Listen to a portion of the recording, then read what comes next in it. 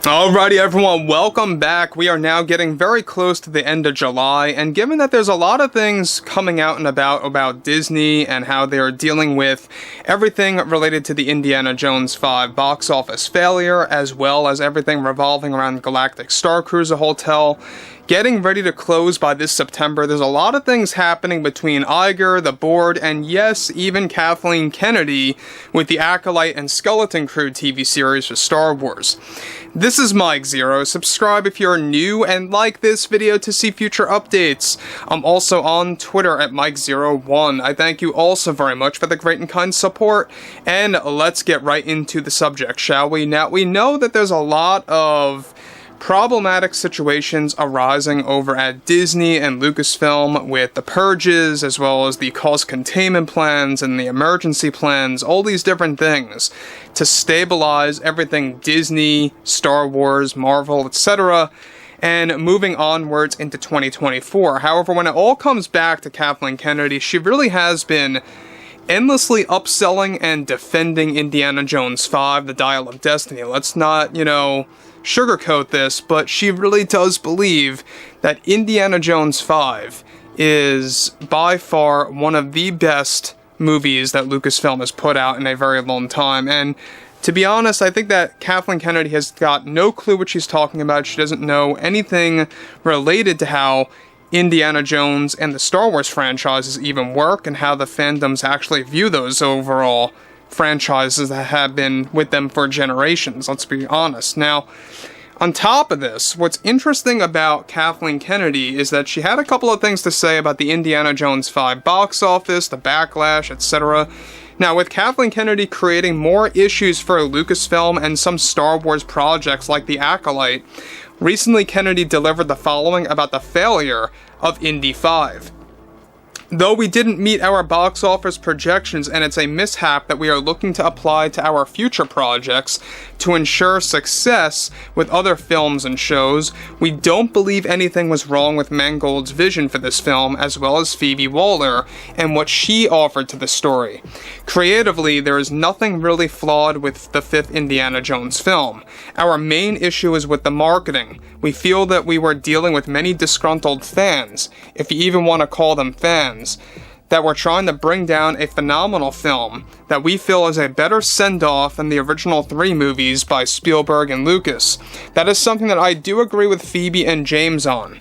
I won't accept responsibility over the creative views of this film, since that is all objective anyway, and with our deep analysis of this film, our issues really had much to do with how we promoted this film more than anything, and that is something I take full responsibility for, and I do deeply apologize for all of that. Now guys, let me just say one thing about Kennedy, is that she really has not got any clue what Indiana Jones is all about, where the true art really stands, and she is siding with James Mangold and Phoebe Waller. Both have actually said this before in the past, that they wholeheartedly believe that Indiana Jones 5 is a better send-off than that of The Last Crusade. And that just goes to show you how out of touch with reality they really are. These are the types of people that most likely believe that The Last Jedi is better than the original Star Wars trilogy. I would not doubt that at a given moment, because even somebody like Leslie Headland, who is leading the Acolyte show, has said that before, that she believes that The Last Jedi is better than The Empire Strikes Back because it made bigger and bolder decisions by Rian Johnson, which is just ludicrous in my opinion. But moving onwards here, this just goes to show you that Kathleen Kennedy is really trying to cope with this movie by upselling it, defending the movie, trying to really get it out there. It really comes across like she's trying to upsell this movie before it releases on Disney Plus. This way, for the subscribers that are already subbed to Disney Plus can go ahead and check out that film. That's what it comes across like, right? It sounds like she's trying to upsell this movie. Regardless of its failure at the box office and theaters, they still have to rely on the streaming of the film, and whether or not that's going to fail too, I think we all know the answer to that. There's going to be very low streaming ratings for Indiana Jones 5. And this happened, by the way, the past releases related to Star Wars and Marvel. We even know that Secret Invasion for the Marvel Cinematic Universe is not looking good either. So if Secret Invasion is not looking good, I highly doubt Indiana Jones 5 is going to do well on Disney+, let's be honest. Now here's the other problem, is that Kathleen Kennedy goes on to elaborate further. We are still discussing indie sequels, but we really don't know if we are going to do those in the form of movies or shows yet. It's all a matter of taking baby steps. That's our plan, and it's going to be a very progressive thing. We have acknowledged a form of backlash for this film, but we just view that as a minority, so it never really worried us on our creative viewpoints on our projects we are working here at Lucasfilm. We are still excited to provide fans with the new tales of Acolyte and Skeleton Crew, and many need to accept the reality that this film wasn't supposed to be all about indie. It's about rejecting or respecting a newer generation, and it was fun to evolve that with Helena, played by Phoebe Waller. She did a phenomenal job, and we are looking to work with her again in the future. We believe that the loud and opinionated fans, get this, just need to keep to themselves, since it does impact our creators' vision process of creating these movies. So basically what she's saying is, if you have an opinion, don't bother saying it because it impacts the people who are writing these things and how well they are written.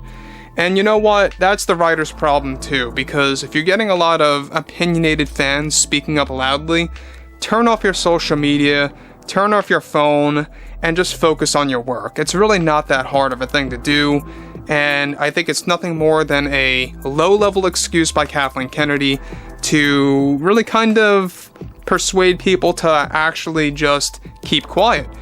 Now, the fact that she goes as far to say that the backlash from fans are a minority is also crazy.